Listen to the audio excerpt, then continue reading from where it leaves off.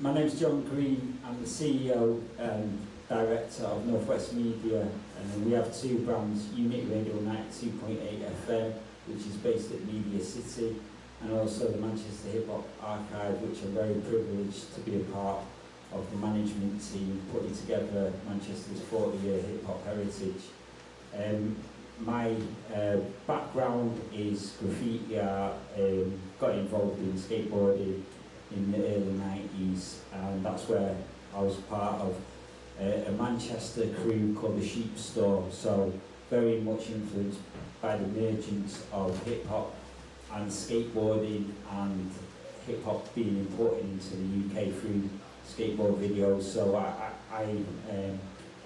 pay a lot of respect and to the influences, a lot of respect to the influence of hip hop being shared through the visual elements that were coming up from the US at the time. So that's my background and involvement with, with getting involved with Adidas in terms of, early 90s when Check Your Head came out and Beastie Boys were wearing Superstars, and also obviously being able to get cheap shoes to skating. I'm super excited to sort of dig into that, the skate, the graffiti and the pirate radio aspects. I think that's something that's not talked about as much as like things like hip hop. Gary, do you want to give a little intro? Yeah, is that on? I think it is, just not too loud as the others. Okay, yeah, I'm Gary Aspden. I am the curator and designer of a range for Adidas called Adidas Special. I've worked with Adidas in varying capacities for 24 years, and I've been wearing Adidas since the 1970s. So I've got a little bit of a CV when it comes to the three stripes. And as far as you were talking about Manchester culture and hip hop, that was something that I participated in as a young man. So yeah, that's my background. Super excited to dig into your knowledge. Benji, do you want to just give us a little? My name is Benji. I customise trainers late in life.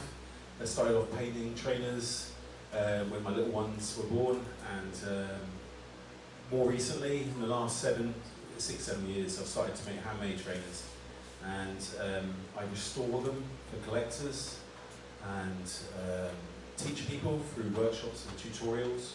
I'm pretty much a kid in a sweet shop around some of the people that are here tonight. And I grew up, I guess, maybe not the first generation, maybe 5, 6, 7 years younger than the people that were really experiencing hip hop culture. But as I said, I was pretty much a kid in a sweet shop. I managed to get myself into workshops in London and try a bit of graffiti, try a bit of MCing, try a bit of beatbox, try a bit of dancing, all of the things that all kids in that day and age in a city seem to be doing. Yeah, I got to see a little bit of that at the exhibition that Adidas did over in West London, which is really interesting, the early days of sort of b-boy culture in Adidas in London. Gary, I'm going to start with you. I'm just getting your jacket off there. But obviously you've worked with Adidas since the 90s, but it's interesting hearing you've obviously been familiar with the brand sort of since the 70s. What's the first time you saw the brand really kind of crossing over from being the sportswear brand and sort of like meshing with culture?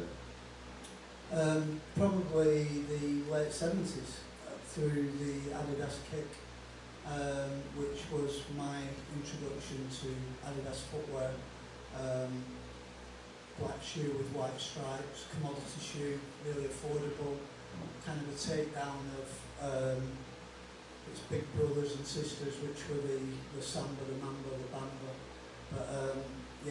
But they were my first pair of branded trainers, but the reason we bought into those is because we were around on street corners and kicked footballs around. So I guess that was the beginning of it for me. And then as it went into the 80s, started to discover other styles of Adidas, and my interest in it broadened. I got into hip hop probably around 1983, something like that. Some of the older guys who I looked up to, who were kind of casuals, I suppose, where I walked around the corner one day. I was going to a local corner shop, and big piece of cardboard and a ghetto blaster, and they were playing a Street Sounds electro album, and I heard this music that sounded like it came from another planet, and saw these guys who were kind of local tearaways rolling about on the backs, and thought, what's this all about, and was immediately transfixed. And that weekend went rushing out to buy Street Sounds Electro 3, and I also bought the Renegades of Funk, which with a Tommy Boy car sticker, and I was into it then, and you know, and there was a lot of crossover really between the way that football lads and football and girls who were into football as well dressed, and the way hip hop kids dressed in this country, because it was pre-internet, and a lot of the stuff that we saw on videotapes of Americans wearing were not available to us. So the UK found its own niche and its own style, and recontextualised and reappropriated to find a look that became a kind of a British look that was kind of like, say, a crossover between these two kind of subcultures that were kind of predominantly working class kids, I guess, underclass kids, trying to find something to do in an era when there really was boredom.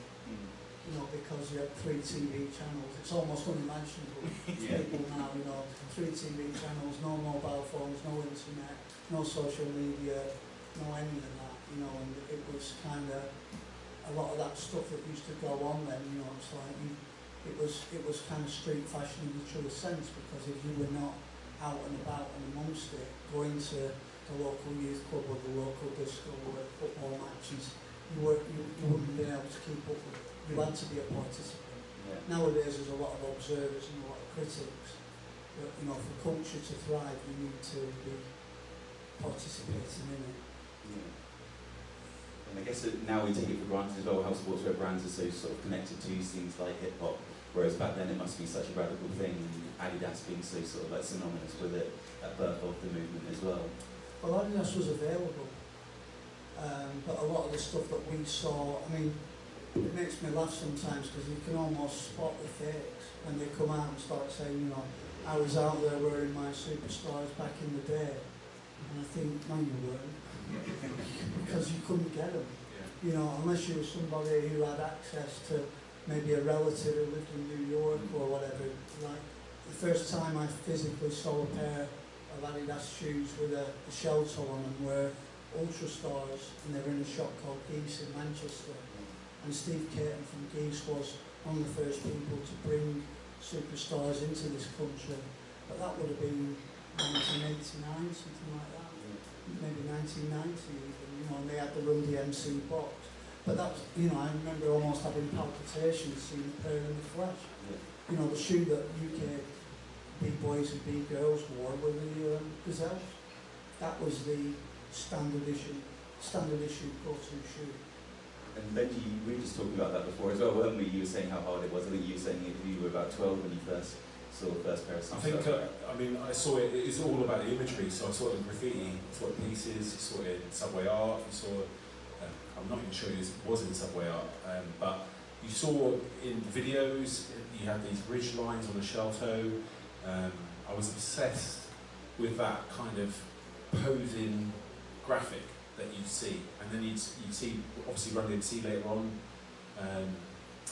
and you just wanted that shoe, and it wasn't really available to me until I was in my 20s, and I could, you know, go in and get maybe the beginning of kind of sneaker culture, the end of the 90s, and you could, and they brought out the 35ths and the Vapes and all those things, and suddenly you were like, oh, you know, I'm a working lad, I can now own this shoe that I was obsessed with. And before that, you know, we were wearing tennis shoes, we were trying to make them look like superstars, you know, or just what we saw on people who were credible, you know, like breakers that we looked up to, and that sort of thing. It's really cool, and I guess it was such a big thing if you did have them, Gary, like if you were saying you had to get like relatives bring them over from New York, it must have been a big flex to actually have had them in the street at that time.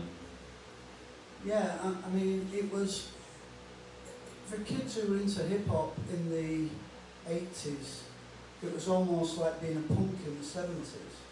Like, it hadn't been immersed into the mainstream. If you were a hip-hop kid and you wore that style, it was like a statement.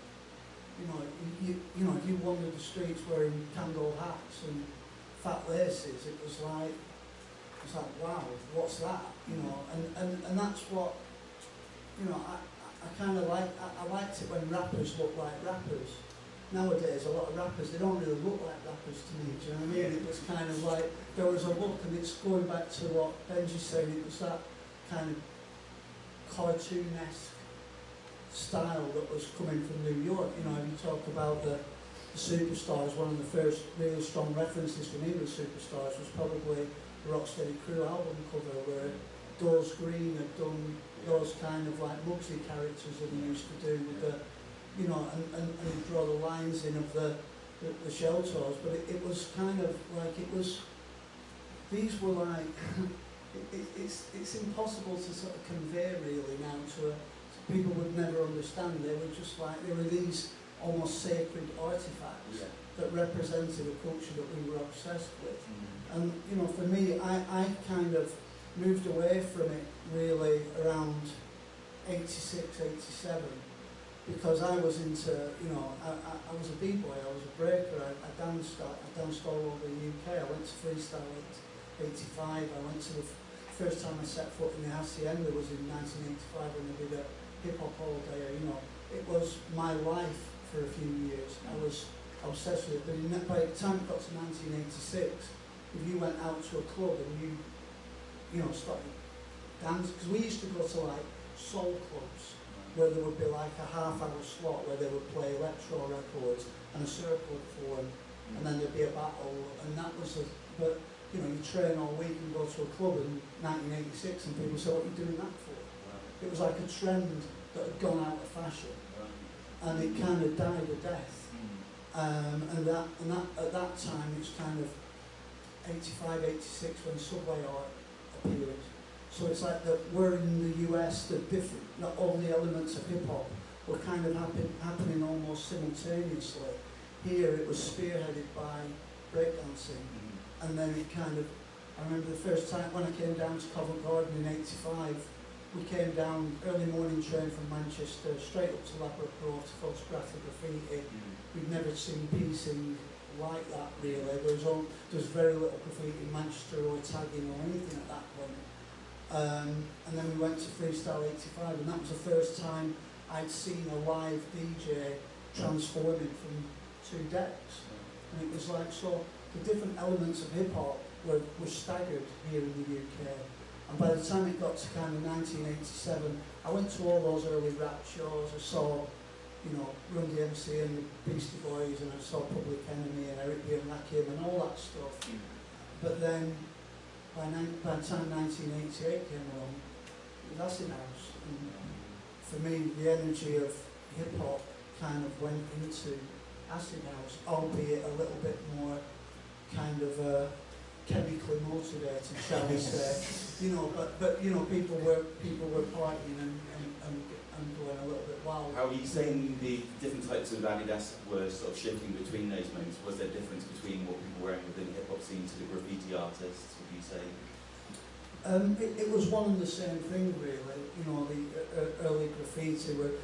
A lot of the kids who got into graffiti were kids that, you know, like there was a guy who came around with us who was one of the most revered graffiti artists in Manchester called Shine. And me and Shine went to Freestyle 85 together, and we met Pride from Chrome Angels there. But it was the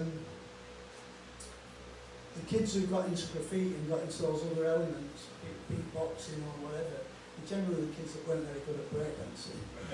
So it was kind of like, I still want to be part of this kind of culture, but I'm not very good at breaking, but there's something else here for me. And you know, and then there were people who were like Shine, who were great graffiti artists, and then there were also crazy kids who were just graffiti vandals who were just doing tags and throw-ups on declaring war on the local transport authority. I found some old photos of Goldie actually, so obviously he was really big and over in the New York scene and being involved within sort of graffiti there and then bringing it back to the UK. And I think he was wearing sort of a pair of sandals or something. Gazelles. As well. Yeah. Gazelles, yeah, but Goldie's a pioneer, and you know, it's funny how few people actually realise that Goldie's, you know, beginnings were as, first of all, as a break dancer, then as a graffiti writer. People just thought, you know, because his kind of history with drum and bass tends to overshadow all that. But you know, he always says to me, people at heart, you know, but Goldie was wearing himself. But Goldie did a documentary called Bombing, I've seen that one. with 3D for Massive Attack, where they brought Brim over from New York, and then they take him up to the Midlands and take him to Bristol, and then they take Goldie over to New York, and that's how Goldie got his connection with New York. But Goldie was one of the first people to be sort of bringing back, you know, tripping fat goose down jackets and all, like say, these sacred artifacts that were just not available to kids in the UK. And I guess like Malcolm McLaren before that as well, in terms of what he was doing in terms of bringing sort of like hip hop culture over to the UK as well, after sort of transitioning out of punk, I think earlier, wasn't it? Yeah, well, I always think that life's lived forwards, but it's understood backwards. I didn't realise about that at the time. You know, punk rockers were guys that had sort of spiky hair who hung around on Blackburn Boulevard, who as a sort of like 7, 8-year-old kid, I was a little bit terrified of, you know, and I didn't understand that.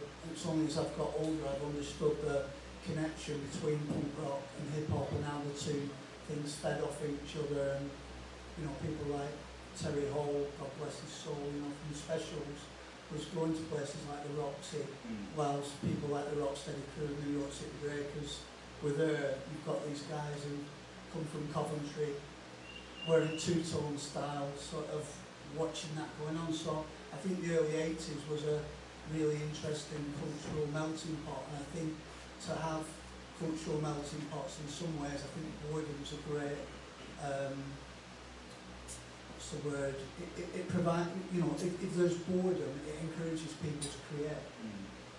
Whereas now, I don't think people really know what boredom is anymore. Yeah, so you're constantly stimulated, I guess, with things like social media and that, you don't really get time to get bored.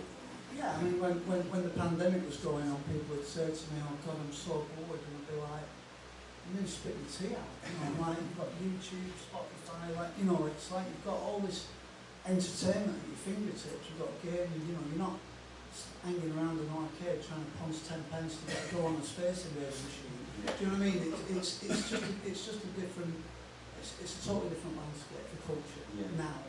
John, when you were filling your boredom, you were climbing up tower blocks, putting a pirate radio antennas up, right? that's right. Yeah. Can you talk a little bit about your history with that, and also the sort of like the pirate scene with like Jungle and D&D as well, and Adidas connection with that? Yeah, I mean, I got into pirate radio down in London, so I was living in Manchester and had an opportunity to come down to London and managed to hook up with Magic Crew, which was broadcasting on 90.2, broadcasting in Bethnal Green and Tower Hamlet. And back in 1999-2000, it was a bit of a wasteland. So it was like a lot of derelict blocks, and you could pretty much do what you wanted there. So I learned the craft of pirate radio engineering from some of UK's radio legend, Mystic Matt, who's from the Bubbling Crew, the first ever UK garage crew coming out of London. And obviously, like, my music taste was hip hop, so I never really fitted in with what they were doing, but I was fascinated by the DIY craft and actually being able to create something and connect with audiences. And because at the time I'd come through sort of the street university of skateboarding and graffiti art, and we were very nocturnal. We'd wake up at 6 in the evening and then we'd just do whatever till 4 in the morning. We were, you know, we were the outsiders, and we were just living like a different lifestyle to the rest of, you know, the rest of the sister society. So I was fascinated with like being able to promote and market like our own products, because at the time in 2000, if you wanted to get into the music industry, you still had gatekeepers. So in '96, I got offered a record deal with a guy called Johnny J from Rock the House Productions in Manchester. He was working with Pete Waterman, and they had a studio in Manchester at the time. I think he was managing Caliphs, an Asian group, and they didn't really like the offer that was put there. So to kind of access the industry, it was a case of, we want to present you like this, we want to do this, but that wasn't what we were feeling, because our influences came from stuff we were seeing on these Euro TV rap videos that were getting shared around the school, because obviously no one had satellite, so you had one VHS tape and it would get shared around like 50, 60 people, to the point where it was so worn out, there'd be a black band across the middle of it, and you just capture like different shots of like the youngsters wearing a big Carhartt jacket, or something like, you know, like a nice pair of sneaks or something, and then that was it. You had to have them. So for me, it was like understanding how we could create our own little community. So what happens is, like in '99, Trident, who were actually like clamping down on radio because of the guns and the drugs being sold in the raves, banned garage in central London. And because we were based in East London, a lot of the raves were happening in Romford, which was just on the edge of London. So we had a station that we could put a night on called Two Stush, 2,000 people in Romford on a Friday night. These kids were making 20 grand. That's with no tax, you know, tenors, 2,000 capacity, they're making 20 grand. I remember the first night I went in there, and Miss Dynamite was on there, and Mystic pulled the mic out saying she had a potty mouth. That's one thing he regrets, because she went on to be massive a few years later. But these kids were really at the core of what was a shift between this US imported sound that we'd been influenced by, and we had this wasteland between 96 and 99 where UK rappers just couldn't fit with what was happening with the changing and shifting sound that had been influenced through the dance community that obviously Gary's mentioned and been part of, and the imported music that was coming in from the States. And in 2001, 2002, I took this technology back up to Manchester, and I moved into a flat in Moss Side. And because in London they'd been pioneering dodging the DTI, we had microwave links, and we had all this sort of, like, we'd go beyond like blatantly kind of using roofs. We would like go to the nth degree with logistics, strategies, all sorts of stuff. And we remained on air for like 2-3 years, so we played a role in supporting local music, and that kind of also supported the rise of UK grime. So what basically then happened is we started to shape this local, more colloquial language within the rap music, and there was a more of a northern sound emerging from that, and then that's where I was like, this is me. I finally found it. I had the you know, the challenge of understanding, like, I was offered an opportunity to go into recording studios. It didn't feel right, but then this thing that we had the control of, and it fitted in with the lifestyle that we'd been living. So yeah, so in terms of getting into pirate radio, then that was it. It was just off, you know, and the rest, you know, kind of like just developed to where it is today. You're saying that there's sort of like nuances between sort of like, I guess, like the vocabulary you guys are using compared to North and South. Would you say there was a distinctive style as well in terms of what people were wearing in terms of Adidas in the North and South, and then what were the differences also between the UK and the US? Well, the kids that I was with, I worked with some Russians at first. So my first station was DNA 106.7, which was on Edgware Road, and it came about through me meeting a lad called Sergey, who run away from Moscow, and he was obsessed with like Nicky Black Market in Holden and Bass and rave culture, and they just religiously wore Adidas. That was it. It was the football stuff though, so it was like Sanders, and it was the football shirts and stuff like that, and that was the uniform that they had. And obviously for me, having like worn that stuff myself in terms of from my skateboarding experiences and stuff like that, it was just like it was a bit tribal, because that was like the brand in which we were wearing. But the other side of it was in terms of like the roof engineering, like I actually found that the shell toes that I kind of started wearing because they were durable, because of the heavy rubber toe, that we'd use for skateboarding after having experience like wearing gazelles and just ripping massive holes in the suede and the stripes coming off after like 2-3 days skating. I'd still had a load of shell toes in the collection, so these were fantastic because actually when you're booting off doors, or when you're on 20 floors and you're getting into it like a lift shaft or whatever, you could actually grip. So this is super grip, it's no lie, I can tell you first hand. You know, you could be stuck in an air vent. I used to live on the top floor of a tower block. So this is it, so that became just part of, it was a uniform for a while.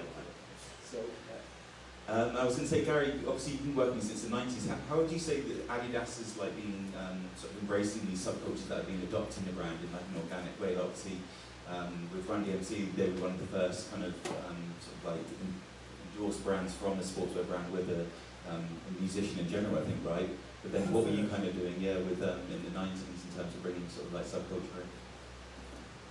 Well, the thing about the 3 shoes that are being celebrated in this exhibition, they're all design classics, and all design classics are cyclical.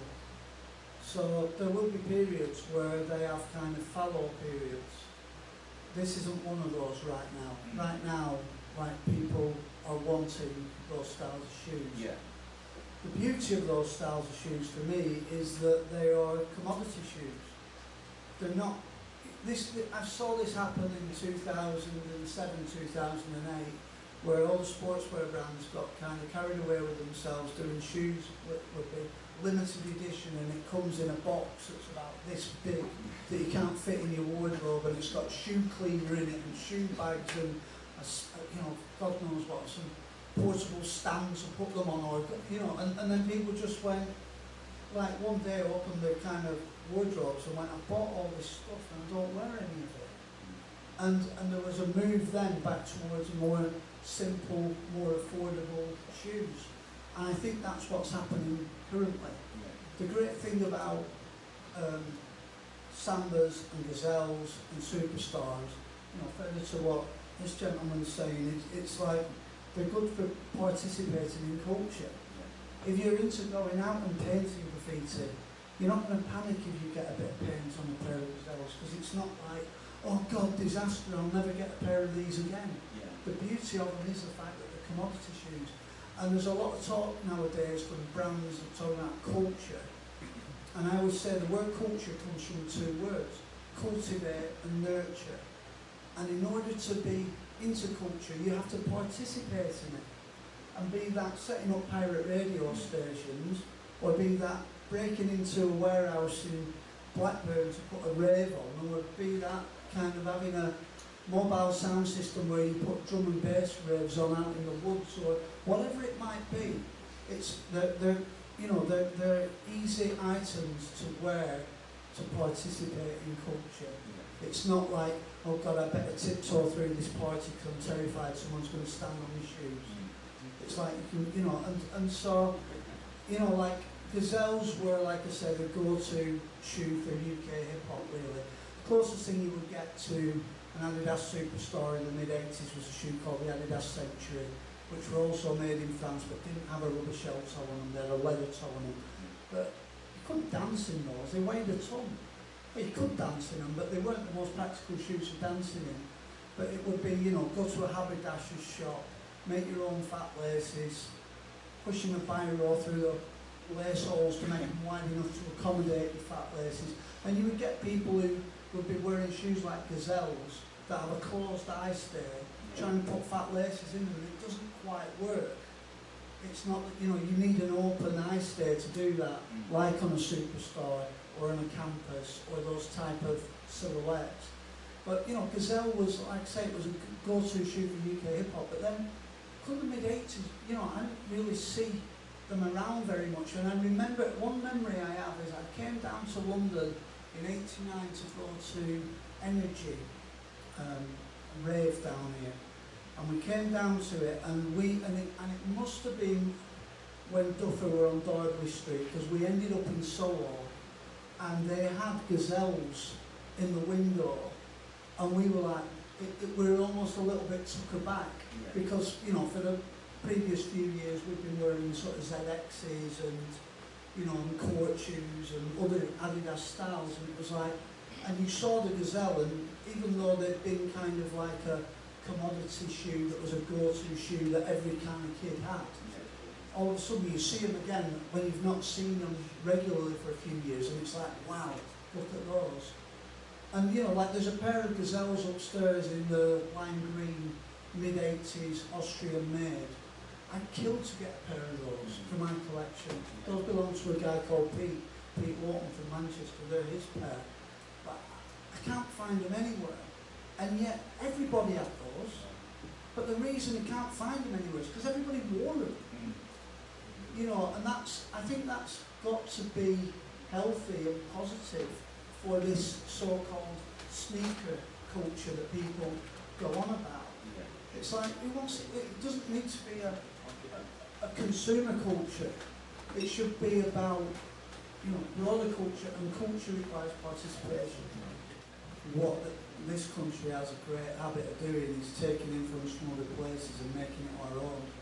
So like, if you look at when Acid House kicks off in 1988, there's been loads of beat-driven genres of music that kind of sprung out of that. You can almost see a lineage of it, you know, with jungle, drum and bass, UK garage, grime, you know, like, and that's one thing this country does very well, you know, and I don't know, the range that I do for Adidas Special, you know, one of the things I love about that is I go to football regularly and I see people wearing it.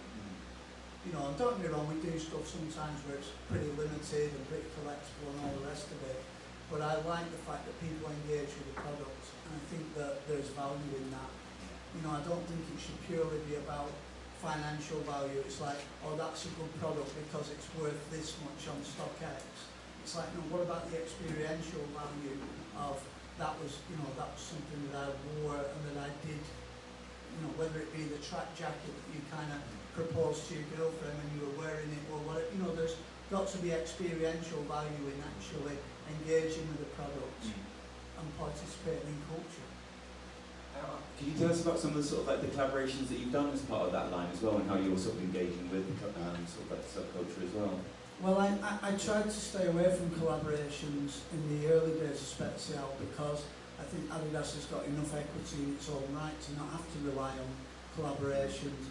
And in a way, you know, I worked on a lot of collaborations in the early 2000s when it was, I mean, when we did the Bathing Ape collaboration in 2003, there was no department inside Adidas that was set up for doing things like that. You couldn't, you know, like, it was just something that we, a small group of us kind of knew was going to be important and kind of somehow found a way to make happen by circumnavigating the kind of red tape that you have inside big corporate companies.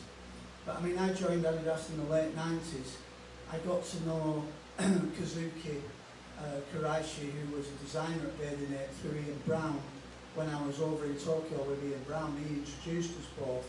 We became friends. I used to send products over, Adidas football products for the Bathing Ape football team, and then he used to send me these mental camouflage jackets, you know, many of whom, you know, like I gave to my mates or whatever, because, you know, a lot of it wasn't really my style at that time. Some of it I wore, some of it, you know, I've still got a few pieces of it.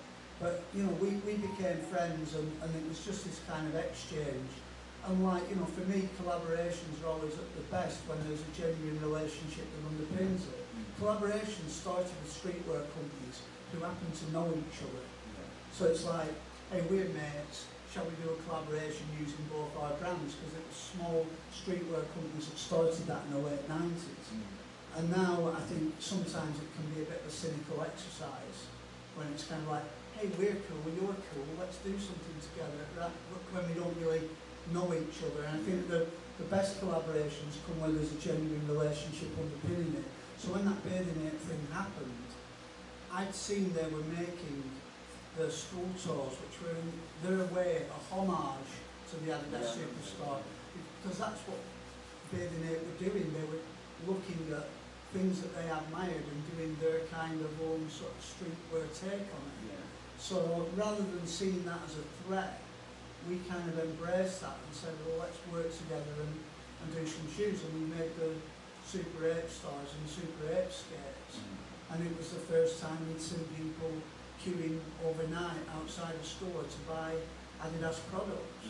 The first limited edition product from Adidas was a Micropacer in '99. That was the first numbered limited edition shoe. Bathing Ape collaboration was the first time a major sportswear brand had made a co-branded product with a streetwear brand in that way.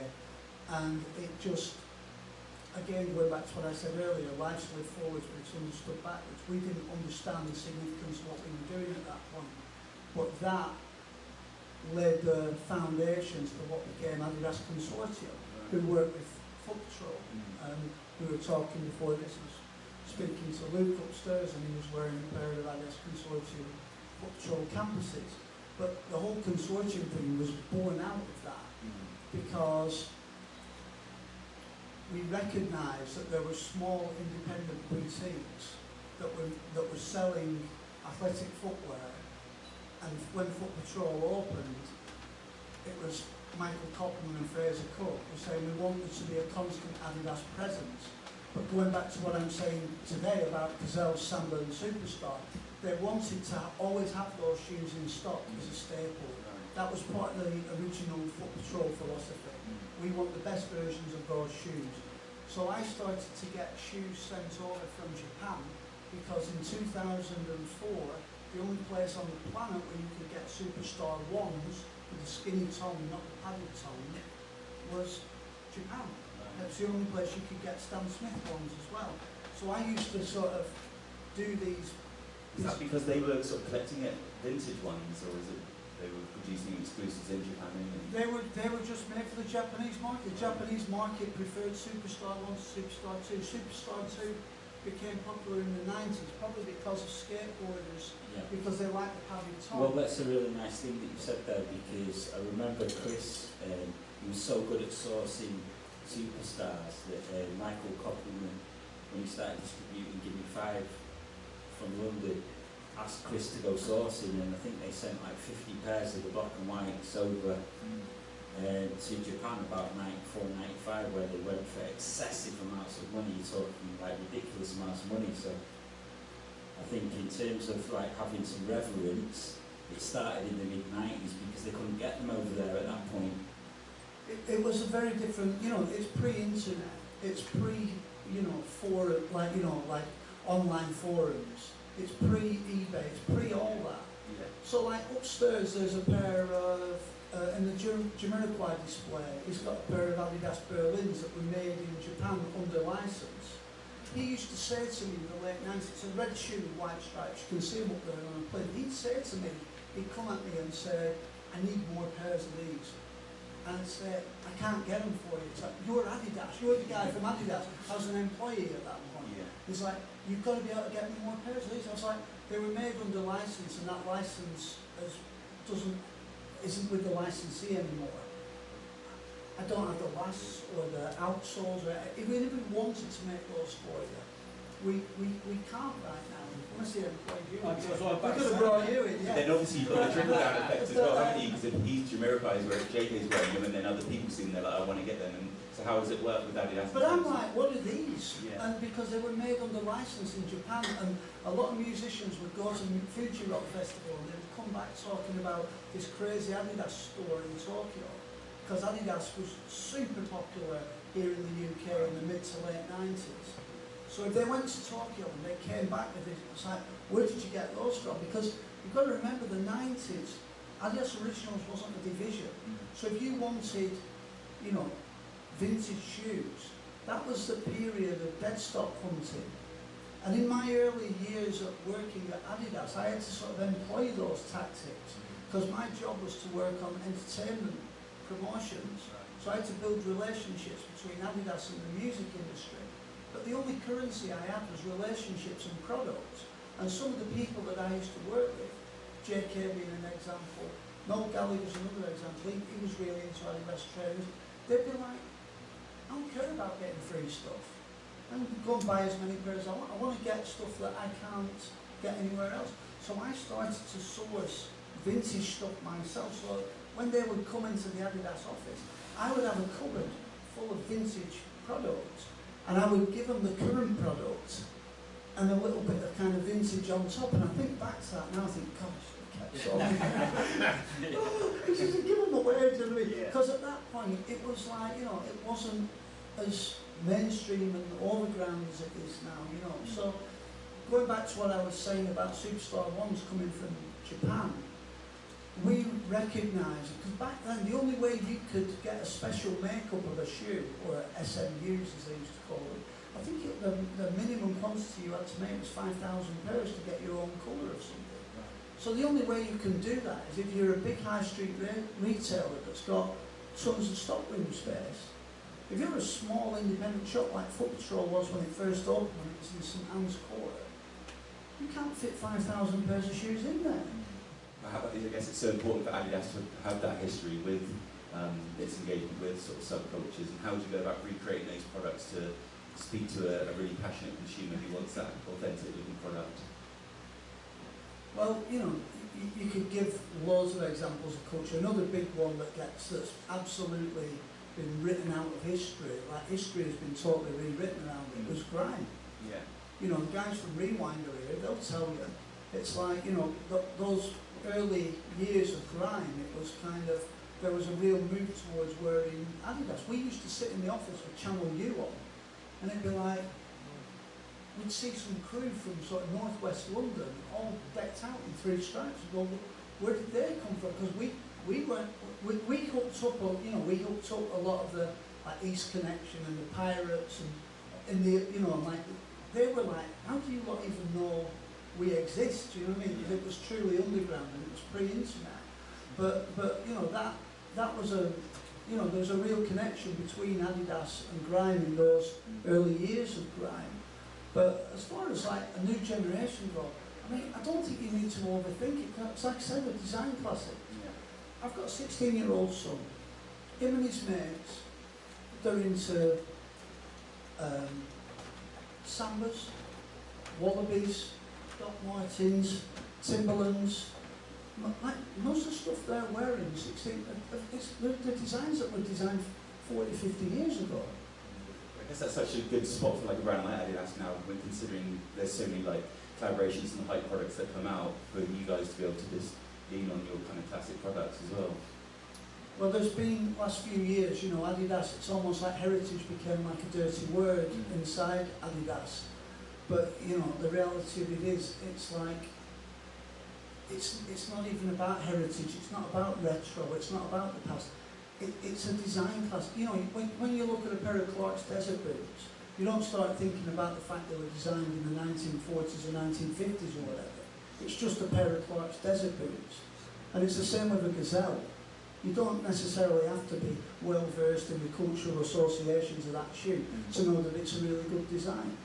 Although what we've tried to demonstrate in this exhibition is that basic Gazelle design of like 3 stripes, foxing, suede upper, T-toe, with a closed eye stay. There's been a lot of variations on that. If you look at some of the, because when it was being made in different countries, you've got different size overlays on the T-toe, you've got, you know, like, and I think that stuff's really important. It's really important to people who are into it. Yeah. Do you know what I mean? To a lot of people who are just a pair of 3 striped shoes with blue suede and white stripes. But people who are into it really care about the depth of the foxing or the size of the toe boxes. I'm sure you It's because it's about memories, isn't it? It's about stories and then what you associate with your childhood and things like that, and that's why it's important. And all of these shoes tell stories, and telling a story, for me, is the most important part of the whole sneaker culture, if that's a horrible expression, but you know, that whole, everything that you do is about what you remember and why you were into it. And so if you're buying a shoe and it doesn't tick those boxes for you, then you're going to get upset about it, and people do get upset. You know, and the details are important, you know. So when I do what I do, I try to make sure that there's a story behind everything that's in the shoe, even if I have to make it up sometimes because I've got a piece of leather that's a certain colour that I need to use because I'm running out of money or something like that. Can you tell the audience a little bit about what you do in terms of your customisation? Like obviously, Gary, you talked about collaborations, but you're kind of like collaborating in an unofficial way, I guess, in the way that you're interpreting the product. Well, I'll tell you what I do, is I won't talk about that. I'll talk about the fact that a lot of the guys that we're talking about who are very fussy about the details, they want their vintage shoes that are no longer wearable again. They want to upcycle. They want to get a new EVA sole on it, they want new foxing and things like that, they want to be able to wear them down the pub to the football match or whatever. And we spend a lot of time ripping soles off new product just to put it on something that's really old. And in my case, because of that desire, let's say, from collectors, I developed ways of making from sheet materials, which weren't. So you could buy sheets of EVA foam, you could buy sheets of rubber from Germany, and you could, in your cellar, in my case, with a bench grinder, fashion a gazelle. And you could make a new sole for a gazelle. You could even shave the top bit of it so that it had that kind of moulded bit of foxing, you know? And I think having that attention to detail, you know, as with what I do, is why people come back to me for that sort of thing. And as much as I want to make shoes, pretty much I'm only really known for the restoration side of things amongst that community. Yeah. How is it you work with the Manchester Hip Hop Archive as well? So you guys play together, right? My little one during COVID was bored, and I said I used to breakdance when I was your age, and he said, "What's that?" And I said, look it up on YouTube, and walked away. And then he did, and he went with it. And he taught himself how to windmill, coin drop, do all these moves, and I was blown away because... We're leaving his DNA. I don't think it was, you know. I was looking back at, you know Carlton from Fresh Prince? Yeah, there's a video of him online where he's in some sort of American TV show as a kid, a little kid, and he's breakdancing, and he does this kind of... It's like a get up that's almost a windmill, and then he kind of collapses, and then he does it all again. And it's not a windmill. I know Gary can windmill. So I was like that guy, you know, and my son could do it and carry on doing it. And I was just in awe of that. And I think he picked up on that, now he's well into it. But I met Greens, Johnny, because he runs an annual festival called Street Heat in Manchester, which brings in all the elements of hip hop. And when I was stuck in this small town, Buxton in Derbyshire, and it just opened a world that I'd forgotten about. And take my son down there for him to compete, for him to kind of understand what a battle was, to understand that he's all right, that he could lose, or someone could be aggressive in his face, and it wasn't real. And that he could overcome his insecurities, develop confidence, and all those things. I was signed up, and I went to Greens and I said, look, I used to work in prisons and young offenders, secure estates and schools and all stuff, teaching music technology, a lot like what Greens does. So, but I said, now I customise and I make trainers. And he just said, come and do that with the kids that we work with. And I really needed it as well, to be fair. I mean, I was lost for a long time in the countryside. And I needed to get back into the city and mix with people that I grew up with, you know. And I mean, we talked about this earlier about the, you know, cardboard boxes and that, and breaking and all that stuff. We used to look at, like, if someone got a fridge freezer or a BMX or something, we would look at the box it came in and say, wow, that. Yeah. You know, because that was capital for us, you know, that was it. And it was simpler times, and as I say, I wasn't great at it, but we all did it. All of the kids, and you could have brothers that were mods or skins or punks or any of those things, and you did all the hip hop stuff as well, which is like the next big thing with skateboarding and BMX, and all those things are kind of hip hop as well, kind of in my mind. It was all part of that time, I think it's a lot like what Gary was saying about punk and stuff. It's, you know, people are able to express themselves, and they didn't have to have a lot of money to do it, you know. So I think for my son now, and me being able to work with Greens on the exhibition and the archive and give back a little bit, and then also say to my son, this is kind of what you should be doing. You know, I mean, he wants to do coding, it's fine, I'm not going to hate on him for that, but at the same time, it's like I'd much rather he was a dancer. So yeah, for me, it's just another chance to get involved and remember what the culture is about. And this year's been amazing, 50th anniversary, everyone.